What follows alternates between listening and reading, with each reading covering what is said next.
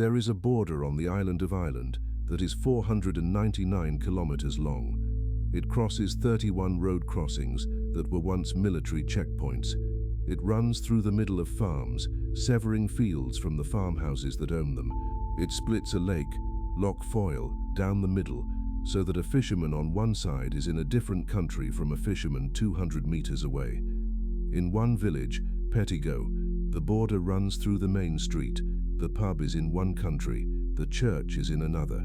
In a small townland called Drummerley in County Fermanagh, the border wraps around a peninsula of land on three sides, creating an enclave of Northern Ireland that can only be reached by road through the Republic of Ireland. People who live there must cross an international border twice just to visit their nearest town. And here is the strangest thing about all of this. If you drove through it today, you would not know where the border was. There are no checkpoints, no fences, no walls, no passport control. You cross from one jurisdiction to another, while the fields on either side look identical. The road markings change almost imperceptibly, and the speed limit signs shift from miles per hour to kilometers per hour, which is the only reliable way most people know they've crossed. This border was drawn in 1920 by people who had never visited most of the land they were dividing. It was supposed to be temporary. It has now been here for over a century, and the question of whether it should exist, of whether one island should be one country, has killed 3,500 people, fractured two communities, and remained, to this day, genuinely unresolved. Most borders in the world divide different peoples, different languages, different ethnic groups, different cultural traditions with clear historical distinction. The Irish border is different in a way that makes it uniquely painful and uniquely difficult to resolve. On both sides of the border, people speak the same language. They have the same surnames, the same GAA clubs, the same family connections going back generations. The border does not follow a river or a mountain range or any natural feature. It follows the county boundary of 6 counties of Ulster that were chosen in 1920 specifically because they contained a Protestant and Unionist majority, the communities who wanted to remain part of the United Kingdom. But the counties chosen, Antrim, Down, Armagh, Londonderry, Tyrone and Fermanagh, also contained enormous nationalist and Catholic minorities. Fermanagh and Tyrone, 2 of the 6 counties, each had nationalist majority populations at the time of partition. They were included in Northern Ireland anyway, because without them, the new state would have been too small to be economically viable. The border did not divide two peoples, it stranded one people on the wrong side of a line, inside a state built around the identity of the other. That is the original wound. Everything that followed flows from it. To understand the border, you need to understand 800 years of the relationship between Ireland and Britain, not in full detail, because that would take 800 episodes, but in its essential shape. England's involvement in Ireland began with the Norman invasion of 1169. For centuries, English authority over Ireland was patchy and contested, confined largely to the Pale around Dublin, while Gaelic chieftains ruled much of the rest of the island. The decisive shift came in the 17th century, when the English crown began the systematic colonization of Ireland, displacing the native Catholic population from their land and replacing them with Protestant settlers, particularly in the northern province of Ulster, where the Plantation of Ulster, beginning in 1610, brought tens of thousands of Scottish and English Protestants to land confiscated from Gaelic Irish lords. This is the origin of Ulster's religious and political divide that still shapes the border today. The planters and their descendants became the Protestant Unionist community, loyal to the British Crown, economically linked to Britain, culturally distinct. The dispossessed and their descendants became the Catholic nationalist community, identifying with an Irish rather than British identity, economically marginalized under penal laws that restricted Catholic land ownership, education, and political participation for over a century. By the 19th century, Ireland was fully incorporated into the United Kingdom under the Acts of Union of 1800. The catastrophe of the Great Famine of 1845 to 1852, in which approximately 1 million people died of starvation and disease, and another million emigrated, while food was still being exported from Ireland to Britain, created a lasting wound of resentment and permanently altered Ireland's demographic balance. The campaign for Irish independence became the defining political question of the late 19th and early 20th century, and within that campaign, the Protestant Unionist community of Ulster became an increasingly organized and militant force in opposition. By 1912, Irish Home Rule, a measure giving Ireland its own parliament within the United Kingdom, was finally about to pass at Westminster. The Irish Parliamentary Party had been campaigning for it for 30 years. It had passed the House of Commons twice and been blocked by the Lords twice. Now the Parliament Act of 1911 had neutered the Lords' veto. Home Rule was coming. The Ulster Unionist response was extraordinary. In September 1912, nearly 500,000 Ulster Protestants signed the Ulster Covenant, a declaration of resistance to Home Rule, some reportedly signing in their own blood. The Ulster Volunteer Force was formed, a paramilitary organization of over 100,000 men. In April 1914, 25,000 rifles and 3 million rounds of ammunition were landed at Larne in a midnight gun-running operation that the British authorities chose to ignore. The message was clear: Ulster would resist Home Rule by force if necessary. The British government faced a dilemma it never fully resolved. Could it coerce Protestant Ulster, loyal to the Crown, into an Irish Parliament against its will? The answer, in 1920, was effectively no. The only political solution that both the Imperial government and Unionist pressure could accept was partition, keeping Ulster, or a part of Ulster, inside the United Kingdom, while the rest of Ireland was given a degree of self-government. The Irish War of Independence, fought from 1919 to 1921, made even this insufficient for most of the island.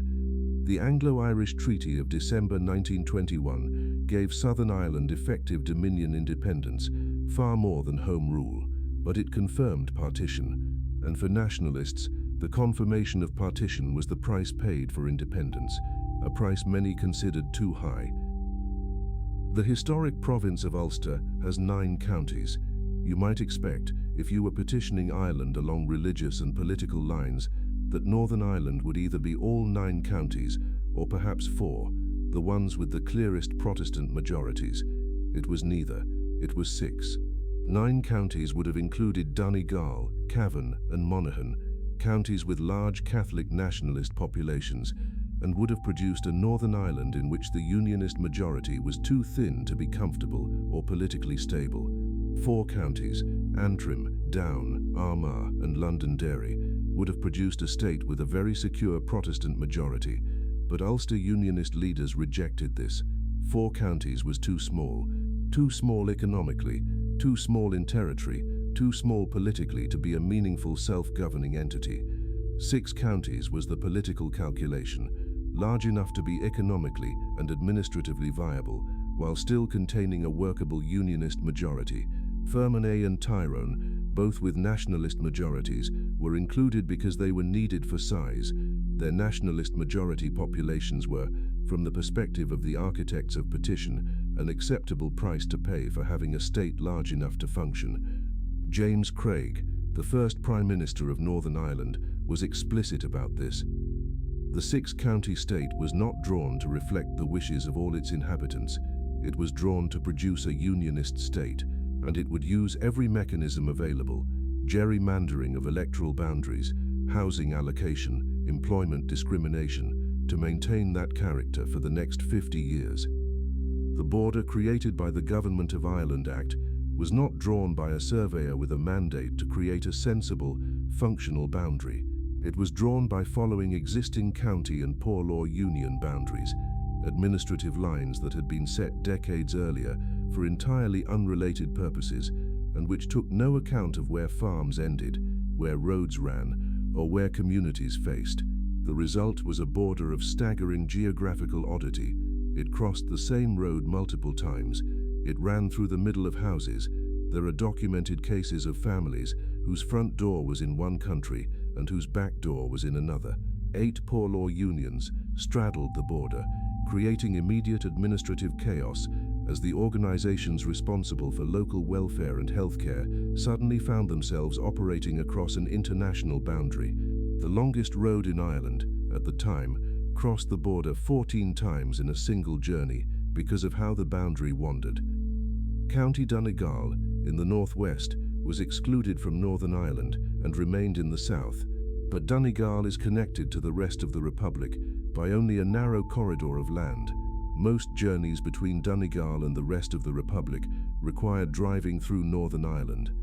Donegal is geographically almost an enclave of the south within the north. Nobody designing a border from scratch would have designed this one, but nobody was designing from scratch. They were inheriting a mess of county lines and trying to use them to divide a community that had never been divided before. The mess was the border was the mess. Partition was not a peaceful administrative exercise.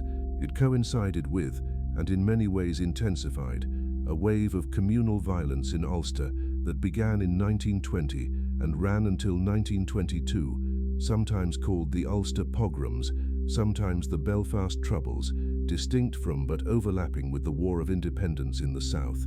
Catholic workers were expelled from the Belfast shipyards, the largest industrial employer in Ulster, by Protestant mobs in July 1920. Catholic families in Protestant majority areas of Belfast were burned out of their homes.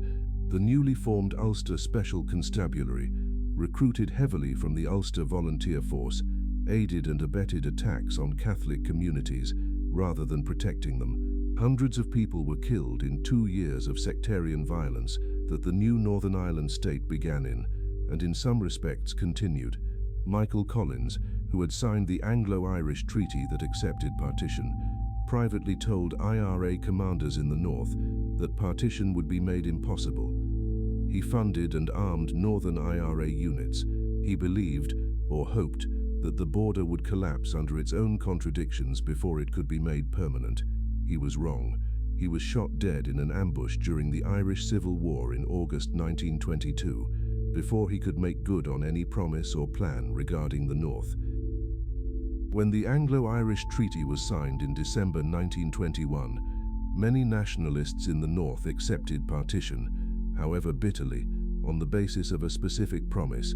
Article 12 of the treaty established a boundary commission, which would redraw the border in accordance with the wishes of the inhabitants, so far as may be compatible with economic and geographic conditions. For nationalists in counties Fermanagh and Tyrone, in Derry City, in South Armagh and South Down, all with substantial nationalist majorities, this seemed to offer hope. The Commission would survey the populations, find them nationalist, and transfer their areas to the Free State. Northern Ireland would be left as a rump of 4 or perhaps 4.5 counties, too small to survive economically, and would eventually have to seek unification with the South. Michael Collins believed this. John Redmond's successors in the Irish parliamentary tradition believed this. Even some of those who opposed the treaty and took up arms in the Civil War believed that if the treaty was properly implemented, partition might prove temporary. The Boundary Commission began its work in November 1924. Its chairman was Richard Feetham, a South African judge. Its Irish Free State representative was Owen McNeill. Its Northern Ireland government refused to appoint a representative. The North's position was that the border already existed, and no commission could legitimately alter it. Britain appointed a representative on Northern Ireland's behalf. In November 1925, before the commission had formally reported, the British newspaper The Morning Post published a leak of its proposed recommendations. The proposals were a shock, not because they gave nationalists what they hoped for, but because they gave almost nothing at all. The Commission proposed transferring small portions of South Armagh and parts of Tyrone and Fermanagh to the Free State, minor rectifications, and it proposed transferring part of County Donegal to Northern Ireland in exchange. The net result, 31,000 people would move from north to south, 7,500 would move from south to north. The border would barely shift. Fermanagh and Tyrone, with their nationalist majorities, would stay in Northern Ireland. Derry City would stay in Northern Ireland. South Armagh, the heartland of Republican resistance that would burn for another 70 years, would stay in Northern Ireland. The Free State's representative on the commission, Owen McNeill, immediately resigned. The furore was immediate. Within weeks, the three governments, Britain, the Irish Free State and Northern Ireland agreed to a tripartite agreement. The Boundary Commission report was suppressed, its recommendations buried, and the border was confirmed along its existing line. The border that was meant to be temporary became permanent in December 1925. A nationalist politician from Fermanagh said of the deal, "John Redmond was driven from office for accepting petition for 5 years. Our present leaders have accepted it forever." For its first 50 years, Northern Ireland was a functioning but profoundly unequal state. The Unionist government at Stormont, the Northern Ireland Parliament, used every tool available to maintain Protestant and Unionist dominance. Electoral boundaries were gerrymandered so that nationalist communities, even where they were majorities, elected Unionist councillors. Housing allocation favoured Protestant families. The overwhelmingly Protestant Royal Ulster Constabulary was both the police force and, in Catholic eyes, an instrument of Unionist control. Catholics were disproportionately unemployed, disproportionately excluded from public sector jobs, and disproportionately concentrated in substandard housing. In 1968, inspired by the American Civil Rights Movement, Catholic and nationalist communities in Northern Ireland began marching for civil rights, for one person, one vote in local elections, which still used a property franchise that disadvantaged Catholics, for fair housing allocation, for reform of the RUC. The marches were met with violence from both loyalist counter-protesters and the police. The Battle of the Bogside in August 1969, 3 days of street fighting in Derry, was the moment the British government realized it had lost control. In August 1969, British troops were deployed to Northern Ireland under Operation Banner, the longest continuous deployment in British military history, lasting until 2007. They were initially welcomed by Catholic communities as protection against loyalist violence. Within 2 years, they had become an occupying force in nationalist eyes, conducting house searches, internment without trial, and increasingly violent confrontations. The Provisional IRA, founded in 1969 from a split in the Republican movement, understood the border as a strategic asset. The border gave them a sanctuary. IRA units could plan and launch attacks in Northern Ireland, then retreat across the border into the Republic, where the British Army and RUC had no jurisdiction. The Republic's government arrested and prosecuted IRA members when it could, but the long, porous, wandering border made enforcement almost impossible. A British Army report from 1971 assessed the problem bluntly. The security problem in Northern Ireland is influenced by the relative ease with which men with subversive intent can enter Northern Ireland and wanted men can escape. The border crossing points numbered in the hundreds, many of them unmarked farm tracks, fordable streams, fields with no physical marker whatsoever. The British Army responded by cratering roads across the border, literally blowing up tarmac to prevent vehicle crossings. By the mid-1970s, over 250 road crossings had been blown, cratered or blocked with concrete. Communities that had shared a road for generations were severed. Farmers whose land crossed the border could no longer reach their own fields by road. But the IRA still came and went across the fields, the streams, the paths that no army could close. The Troubles killed 3,500 people between 1969 and 1998 in bombings, shootings, assassinations, sectarian killings. The largest single loss of life was in Omagh, County Tyrone, in August 1998. A car bomb planted by the real IRA, a dissident group opposing the peace process, killed 29 people and injured 220. It was the deadliest single attack of the entire conflict, and it happened days after most of the violence had officially ended. On 30 January 1972, in Derry, British paratroopers opened fire on a civil rights march, killing 14 unarmed civilians. The day became known as Bloody Sunday. It was one of the most significant days of the entire conflict, not because of the death toll, though 14 deaths in a single afternoon was shocking, but because of who was killed and how. They were marchers, civilians, people who had gone out that day to protest against internment without trial. They were shot in the back, in front of witnesses, in the streets of their own city. The British government's initial response, a report published within days that largely exonerated the soldiers, was a catastrophe for any remaining hope of a constitutional path for Northern nationalists. IRA recruitment surged in the weeks that followed Bloody Sunday. The SDLP, the moderate nationalist party, withdrew from Stormont. The Irish government recalled its ambassador from London. It took 38 years for the British government to formally acknowledge the truth. In June 2010, Prime Minister David Cameron stood in the Commons and said, "What happened should never ever have happened. The families of the dead are not to be ashamed. It is the soldiers who were responsible who should be ashamed." 14 people shot on a Sunday afternoon in their own street, and it took 38 years to say it was wrong.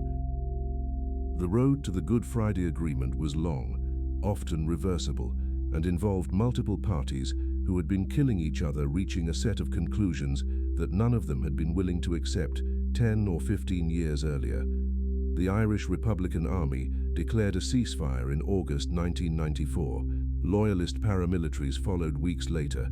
The ceasefires broke down, resumed, nearly broke down again. The 1996 Canary Wharf bombing in London, the IRA's dramatic announcement that its ceasefire was over, killed 2 people and caused £500 million of damage. The peace process lurched on. On Good Friday, the 10th of April 1998, an agreement was signed at Stormont. It established a power-sharing executive for Northern Ireland, requiring both Unionist and nationalist ministers to govern together. It created North-South bodies for cross-border cooperation. It provided for the release of paramilitary prisoners. It committed to the decommissioning of weapons. And it established a principle of fundamental importance. Northern Ireland's constitutional status could only change with the consent of a majority of its people, a majority that would have to include in practice a significant cross-community vote. The Irish government simultaneously amended its constitution, removing the territorial claim to the entire island. The Republic formally acknowledged that reunification could only happen with the consent of the people of Northern Ireland. For Unionists, this was the guarantee they had always wanted: majority consent before any change of status. For Republicans, the principle of consent meant that if demographics shifted, if the Catholic and nationalist population grew to a majority, reunification was constitutionally achievable. The Good Friday Agreement transformed the border in a way nobody in 1920 could have imagined. The checkpoints, which at their peak had included watchtowers, concrete barriers, armed soldiers, and crater-blocked roads, were dismantled. The cratered roads were repaired. The peace walls in Belfast remained, but the border became, for the first time in its existence, genuinely open. And then the European Union dimension came into full effect. Both Ireland and the United Kingdom were EU members. Both were part of the single market and the common travel area that already allowed free movement between the two islands. The 1993 single market had already begun erasing the economic reality of the border. After the Good Friday Agreement, the political reality erased too. By the 2000s and 2010s, communities along the border had achieved something remarkable. They had largely stopped thinking about the border. People crossed daily for work, for shopping, for family visits, for football matches. The border villages that had been flashpoints of violence became quiet places where nobody much remarked on which side of an invisible line they were standing on. Northern Ireland had not been reunified, but the border had, in practical terms, almost ceased to exist. This was the achievement. An open border on the island of Ireland, underpinned by EU membership on both sides, backed by a peace agreement that both communities had endorsed, fragile, dependent on many moving parts all staying in place, but functioning. And then the United Kingdom voted to leave the European Union. In June 2016, the United Kingdom voted to leave the European Union, 52% to 48%. In Northern Ireland, the vote was 56% to remain in the EU. The people living closest to the border that Brexit would make real had voted most strongly to avoid it. The problem of what to do with the Irish border was not a significant part of the Brexit debate before the referendum. It became the most intractable part of the Brexit negotiations after it. The issue was fundamental. If the United Kingdom left the EU single market and customs union, and if Northern Ireland left with it, then the border between Northern Ireland and the Republic would need to become a regulatory and customs border, checks on goods, potentially checks on people, the physical infrastructure of a hard border returning to a landscape that had spent 20 years erasing it. Everyone agreed this was unacceptable. The British government agreed. The Irish government insisted. The European Union made it a condition of any deal. Even the DUP, the Democratic Unionist Party, the largest unionist party, who had campaigned enthusiastically for Brexit, agreed that a hard border on the island of Ireland was not acceptable. But if there was no hard border on the island of Ireland, there had to be some kind of regulatory boundary somewhere else, and the only somewhere else was the Irish Sea, a border between Great Britain and Northern Ireland, which was, from the DUP's perspective, equally unacceptable because it implied that Northern Ireland was diverging from the rest of the United Kingdom. The solution that was eventually reached, after the withdrawal of a first withdrawal agreement, an election, a change of Prime Minister, and years of negotiation, was the Windsor Framework, agreed in February 2023 between the United Kingdom and the EU. The framework keeps Northern Ireland aligned with EU single market rules for goods, meaning no hard border on the island of Ireland. But it creates a regulatory distinction between Great Britain and Northern Ireland. Goods moving from Great Britain to Northern Ireland face checks in the Irish Sea. In exchange, Northern Ireland maintains access to both the United Kingdom market and the EU single market, a position that is, in economic terms, remarkably advantageous. Northern Ireland can sell to both markets, face checks from neither side once goods are in the right lane, and benefit from EU trading arrangements that the rest of the United Kingdom no longer has. But the DUP, the Democratic Unionist Party, refused to accept it for 2 years. Their argument, the Irish Sea border undermines Northern Ireland's place in the United Kingdom. It creates regulatory divergence. It is a step, however small, toward a united Ireland.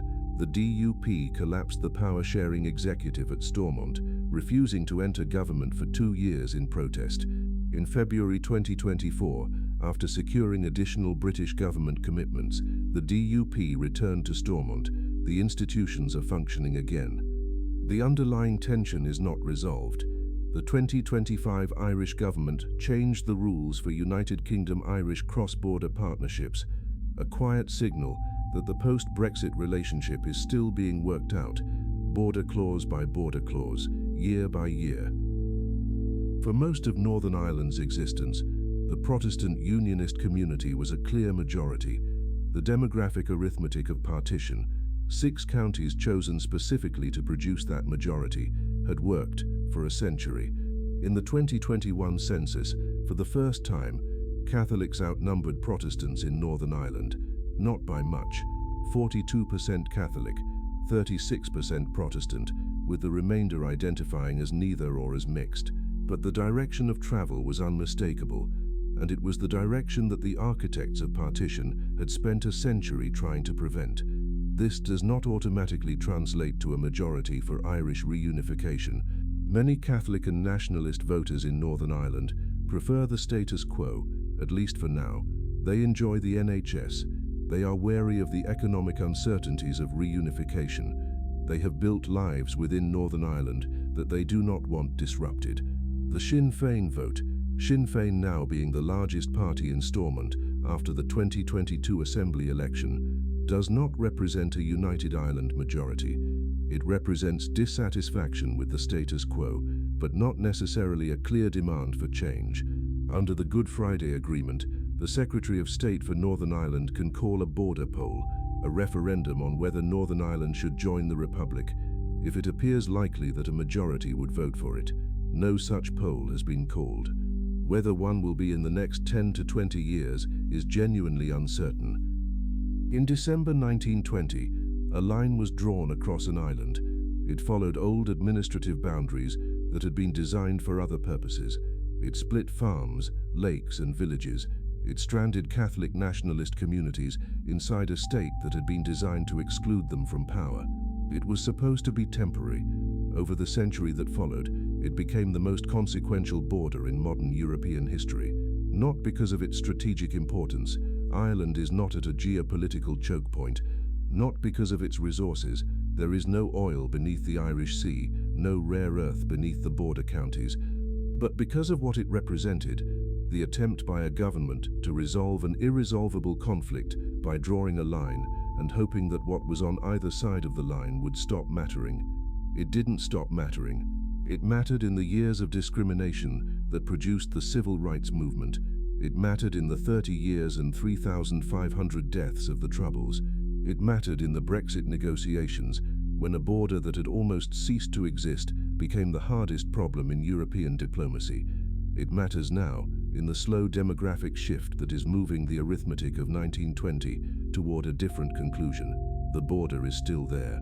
It is still open. You still cross it without knowing, if you don't look for the speed limit signs, but it is no longer invisible. Brexit has made it visible again, in regulatory terms, if not physical ones.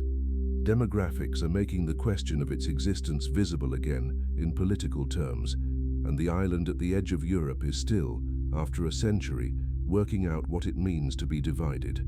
I'm InMaps, and this is the world, one line at a time.